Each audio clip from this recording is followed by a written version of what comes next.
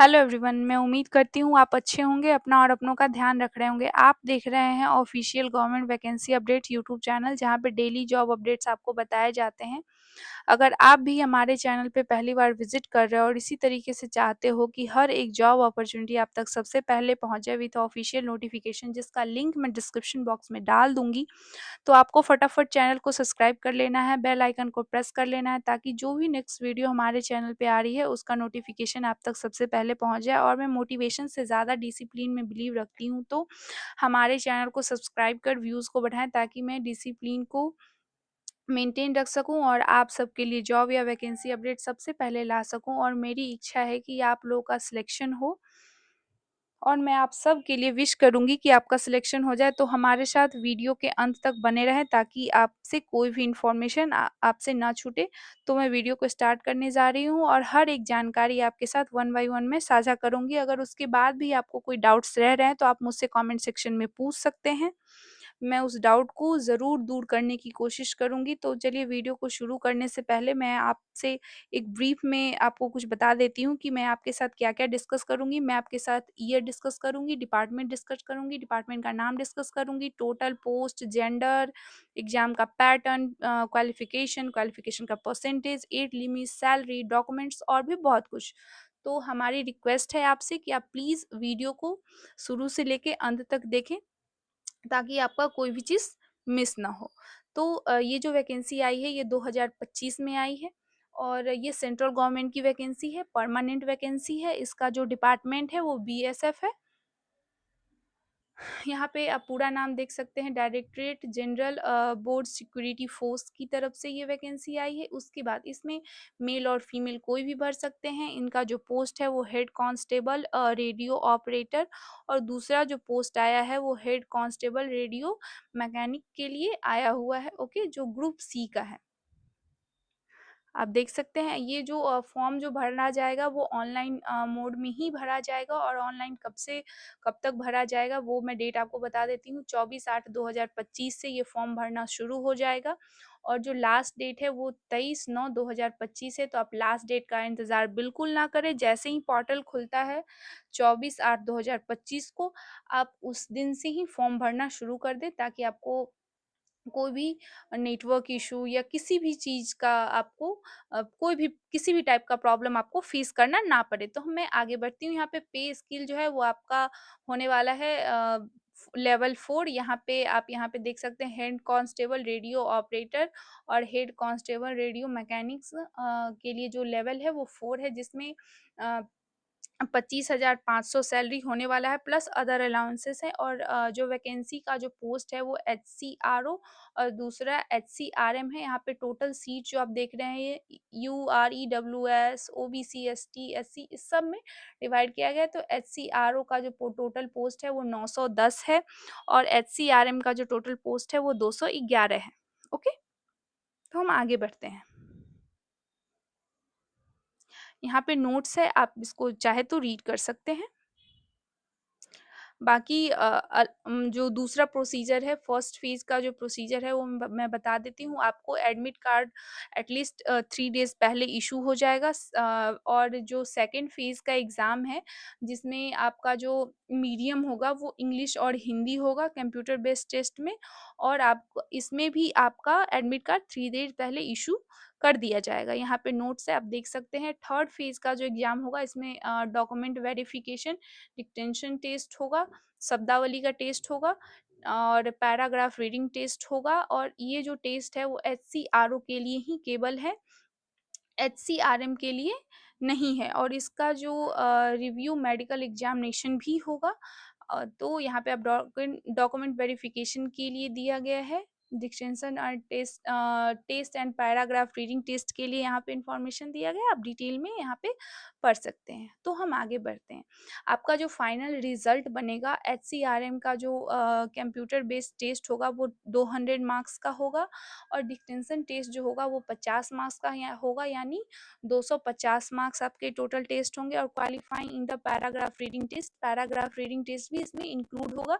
एचसीआरएम के लिए जो टेस्ट है वो कंप्यूटर बेस्ड टेस्ट होगा, जो 200 मार्क्स का होगा। तो हम आगे बढ़ते हैं। यहाँ पे जो क्वालिफ़िकेशन है, जो कैंडिडेट एलिजिबल हैं उनका क्वालिफ़िकेशन एचसीआरओ के लिए जो है वो 12th पास होने चाहिए, और उनका जो सब्जेक्ट होना चाहिए वो साइंस होना चाहिए और मैथ से होना चाहिए। उनका सब्जेक्ट होना चाहिए फिज़िक्स, केमिस्ट्री, मैथ।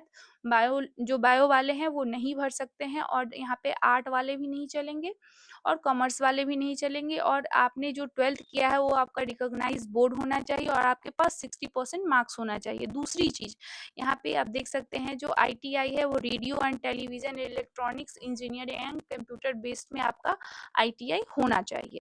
ओके। 2 साल का होना चाहिए, रेगुलर होना चाहिए आपका। ओके, तभी आप एलिजिबल हैं। और एचसीआरएम के लिए भी सेम चीज़ है, आप 12th पास होने चाहिए, फिजिक्स, केमिस्ट्री, मैथ, और आपका 60% मार्क्स होना चाहिए, ऑर्गेनाइज्ड बोर्ड से होना चाहिए आपका।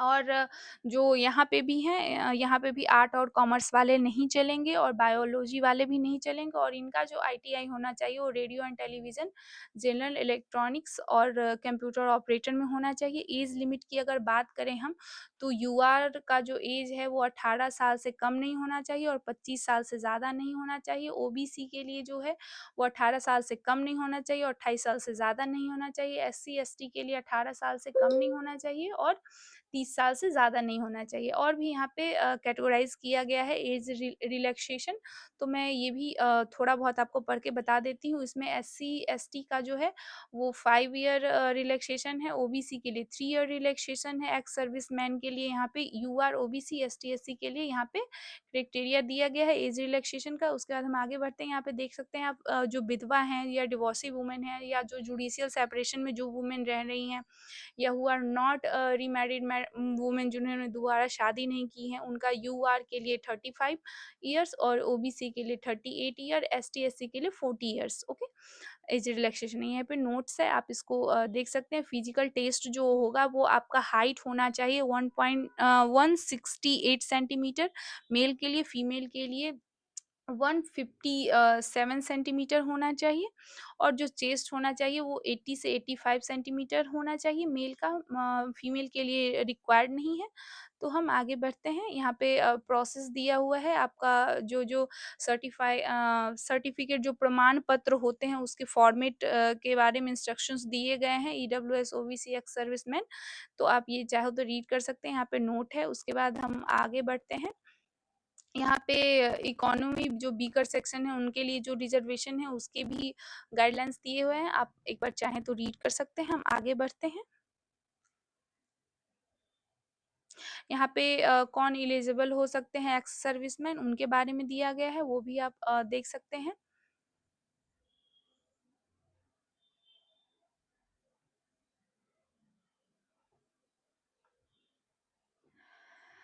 आपका सिलेक्शन का मेथड क्या है वो आपको मैं बता देती हूँ। फर्स्ट पेज में पीएसटी और पीईटी के थ्रू आपका सिलेक्शन होगा। आपका राइड है, यानी दौड़ है, फिजिकल स्टैंडर्ड का जो टेस्ट है आपका मेल के लिए अलग है, फीमेल के लिए अलग है। हाइट, चेस्ट, वेस्ट इन सीएम में आपका काउंट किया जाएगा, और इनका भी हाइट, चेस्ट, हाइट और वेट सीएम में काउंट किया जाएगा। उसके बाद आप अलग से देख सकते हैं जो रनिंग होने वाला है वो आप देख सकते हैं। 1.6 किलोमीटर का दौड़ मेल के लिए है, जो आपको 1/2 मिनट्स में कंप्लीट करना होगा, और 800 मीटर का दौड़ फीमेल के लिए जो 4 मिनट में कंप्लीट करना होगा। लॉन्ग जंप जो 11 फीट है वो मेल के लिए है, 9 फीट है लॉन्ग जंप, वो फीमेल के लिए। यहाँ पे हाई जंप 1/2 फीट मेल के लिए, यहाँ पे 3 फीट फीमेल के लिए है। आप आगे देख सकते हैं, ये सब नोट्स है, आप चाहो तो रीड कर सकते हो।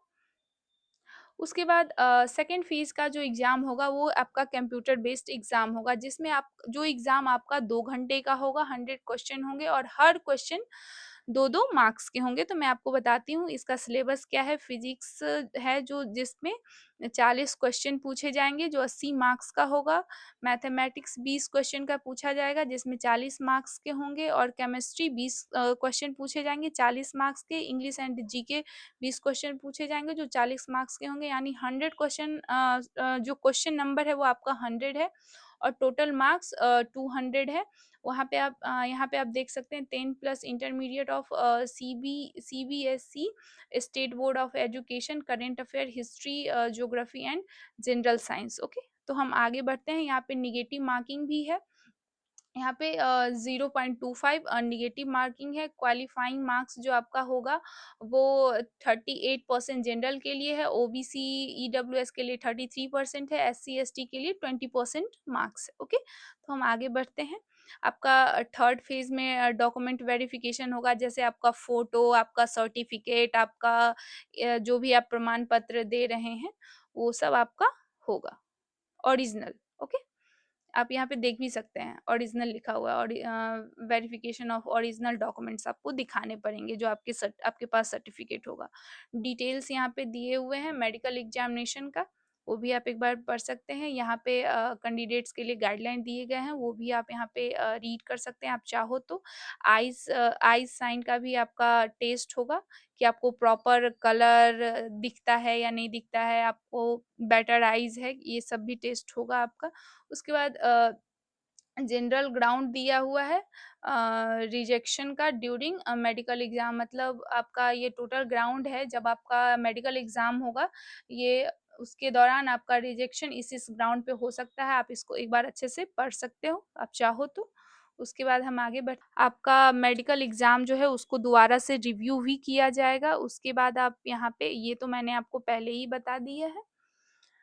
तो हम आगे बढ़ते हैं। आपको अप्लाई कैसे करना है, ऑनलाइन अप्लाई करना है। अब अप्लाई करने का जो डेट है वो 24/8/2025 है। लास्ट डेट जो है वो 23/9/2025 है।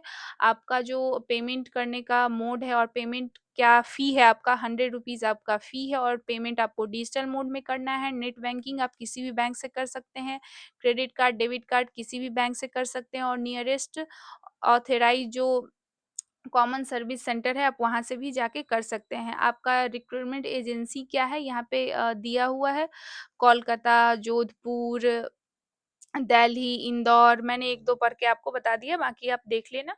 उसके बाद important instructions of to the candidate, मतलब आपके लिए इम्पोर्टेंट इंस्ट्रक्शंस दिए हुए, आप चाहो तो एक बार रीड कर सकते हो। तो हम आगे बढ़ते हैं।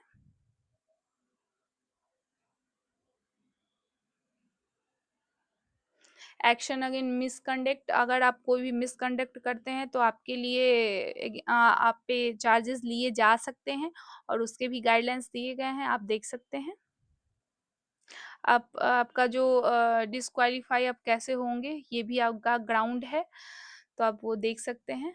उसके बाद मैं आपके साथ डिफरेंट फॉर्मेट शेयर कर रही हूँ, वो भी आप देख लो एक एक करके।